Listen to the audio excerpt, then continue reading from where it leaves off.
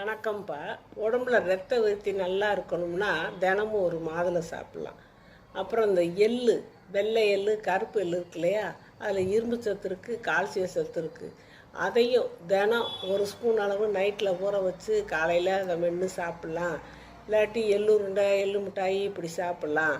உங்களுக்கு கால்சியம் சத்து, இரும்பு சத்தெல்லாம் உடம்புக்கு உங்களுக்கு கிடைக்கும். அப்புறம் வெந்தயம் வந்து உடம்பு குளிச்சுப்பா. அதை ஊற வச்சு நீங்கள் ராத்திரி நேரம் ஊற வச்சு காலைல எழுந்திரிச்சி வெறும் வயிற்றில் சாப்பிட்டாலும் உங்களுக்கு உடல் சூடு தணியும். சரியா மறந்துட்டீங்க அப்படின்னா நீங்கள் பொடி செஞ்சு கூட வச்சுக்கலாம். லேசாக வறுத்து நான் இது கூட வீடியோ போட்டிருக்கேன், அதை பார்த்து நீங்கள் பொடி செஞ்சு வச்சுக்கிட்டு டெய்லி காலையில் எந்திரிச்ச உடனே பழு தேய்ச்சிட்டு ஒரு ஸ்பூனை வாயில் போட்டு நீங்கள் தண்ணி குடிச்சிங்கன்னா உங்களுக்கு உடல் சூடு தணியும். என்ன தான் காய்கறியே இது சாப்பிட்டாலும் எனக்கு மலச்சிக்கல் பிரச்சனை இருக்குது அப்படிங்கிறவங்க வந்து கிஸ்மிஸ் பழம், கருப்பு கிஸ்மிஸ்னாலும் சரி, கொஞ்சம் வெள்ளை கலரில் இருக்க கிஸ்மிஸ்னாலும் சரி, எதையாவது ஒரு 10-15 எடுத்து சுத்தமாக எடுத்து கழுவி நைட் நேரத்தில் ஊற வச்சு காலையில் எழுந்திரிச்சோடனே வெறும் வயிற்றில் நல்லா மென்று சாப்பிட்லாம்.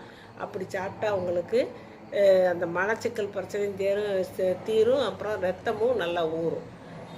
இந்த கருப்பட்டி இருக்குல்லப்பா, அதை கொஞ்சமாவது நம்ம சேர்த்துக்கிறோம்ப்பா தினம். இப்போ நான் சுக்குமல்லி காப்பி போட சொல்லி இதுதான் குடிங்க, அதுதான் நல்லதுன்னு சொல்லுவேன். அதை வந்து நீங்கள் சுக்குமல்லி காப்பியில் ஒரு சிறிது அளவு எடுத்து போட்டு நீங்கள் கொதிக்க வச்சு குடிக்கலாம்.